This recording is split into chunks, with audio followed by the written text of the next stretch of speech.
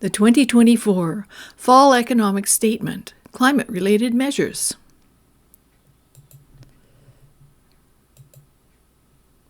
Hi, I'm Michelle Sterling for Friends of Science Society. With all the chaos with the sudden resignation of Minister Chrystia Freeland as the Fall Economic Statement was to be delivered in the House of Commons, people have been reporting mostly on the chaotic incident, and hardly anyone's been looking at the content of the report. So Robert Lyman put together this short summary of some of the climate-related measures, and I'd just like to walk through, and I'm going to read slide by slide everything that he wrote. So it'll give you some idea of what additional climate costs are coming down the pipe.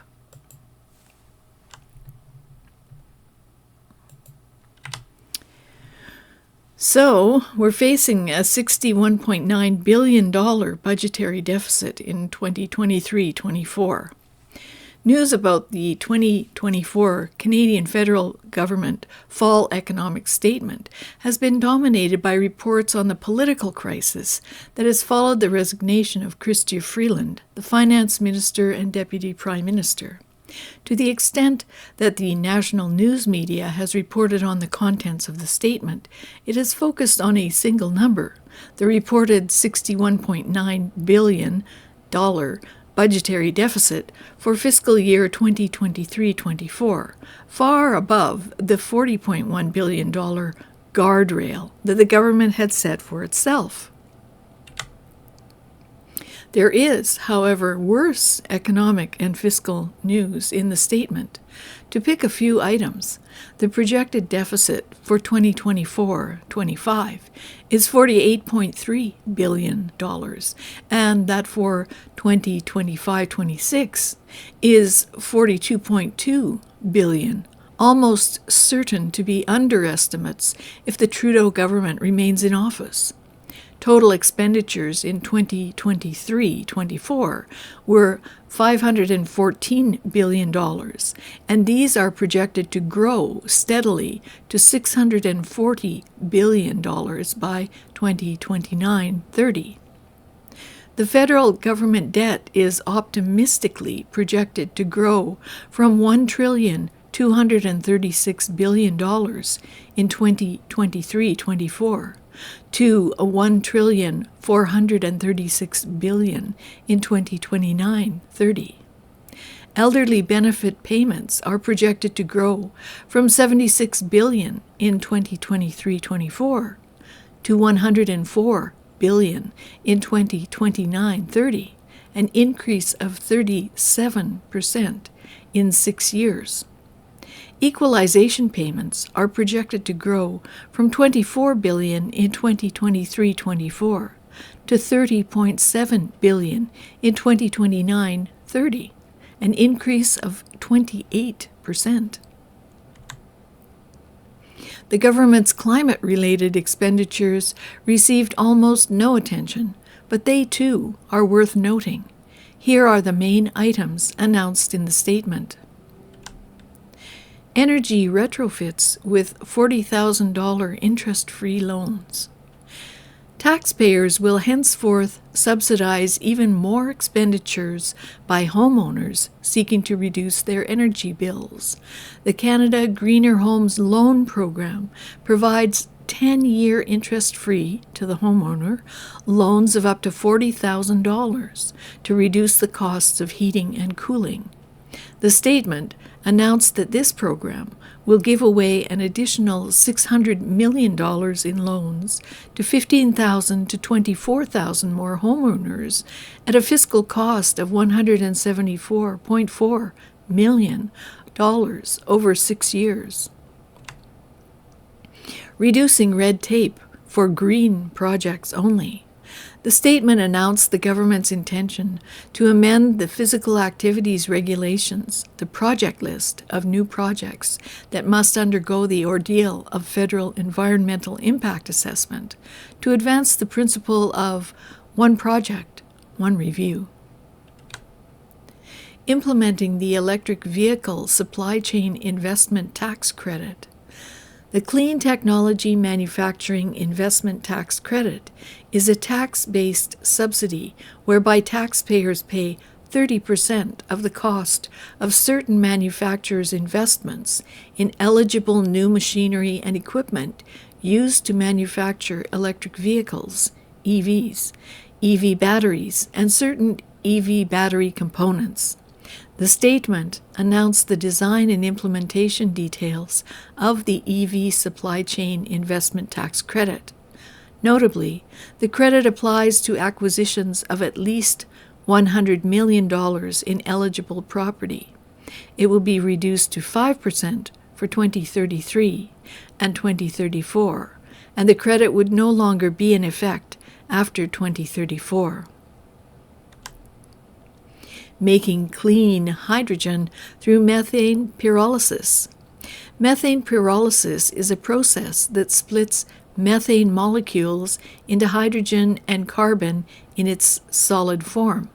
The statement proposes that the Clean Hydrogen Investment Tax Credit, another tax-based taxpayer subsidy that pays between 15 and 40% of the cost of purchasing and installing the eligible equipment, would apply to methane pyrolysis.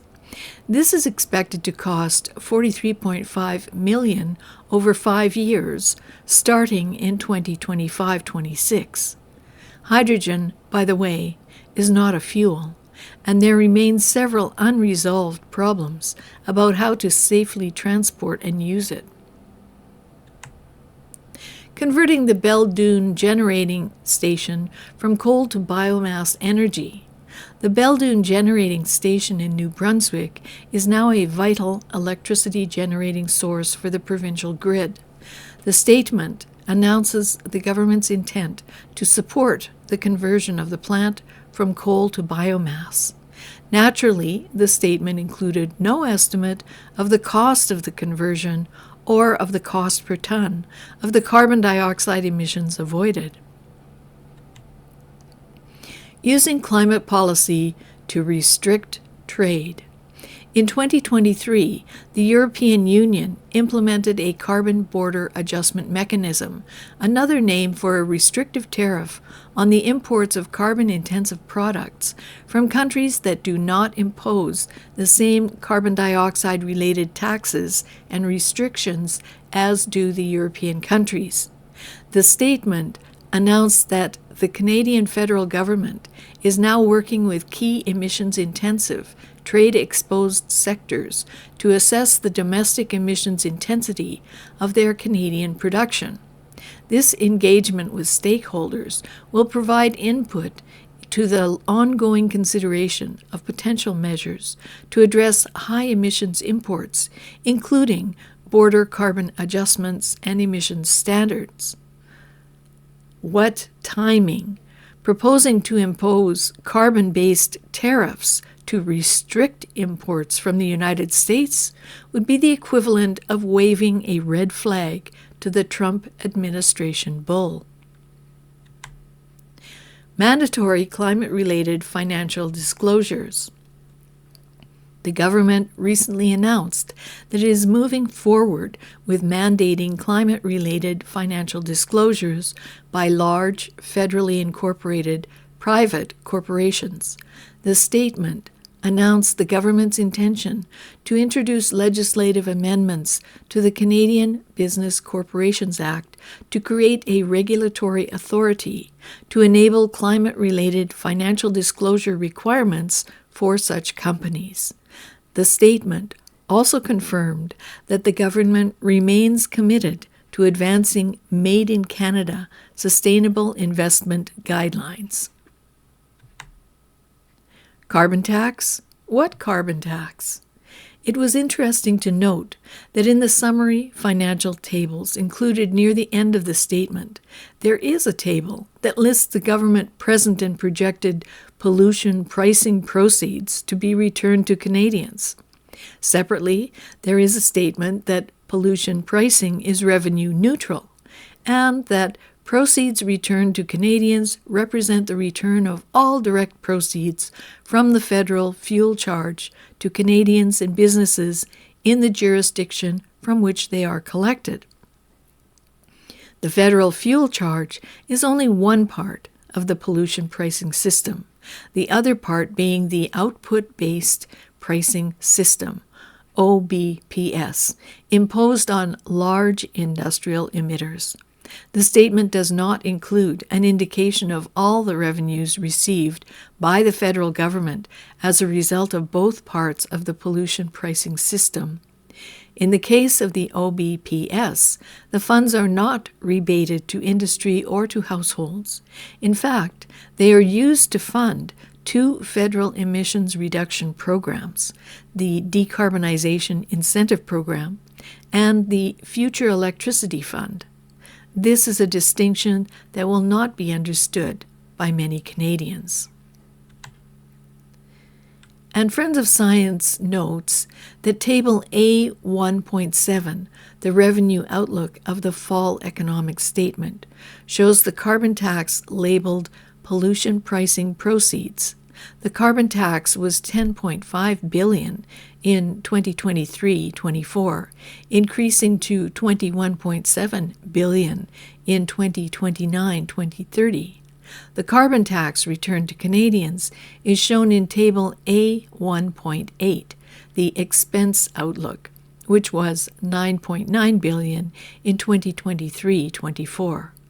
However, this is misleading, as the rebates might be delayed, and a portion of that is actually used to fund the Decarbonization Incentive Program and the Future Electricity Fund.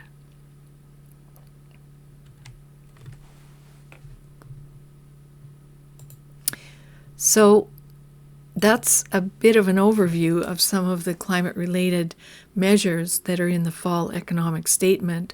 Of course, piling on more regulation and more subsidized, taxpayer-subsidized programs to the already 400-some measures of regulations related to GHG emissions, either incentives or regulations for reductions.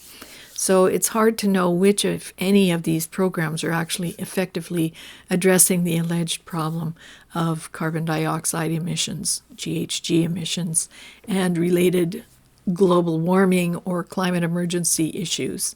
Of course, in the fall of 2024, the Clintel group of scientists and scholars out of the Netherlands announced that the climate emergency is over. So it seems that we may not have to do any of these measures at all. If you like our work, please help us out. Please give us a donation. We're not a charity. You will not get a charitable tax receipt, but you will support our work going forward, and we'll be able to make more of these videos. We really appreciate everyone's support in the past year, and we're very happy to have some new members. You can join us. Just click on the Join button and become a member of Friends of Science.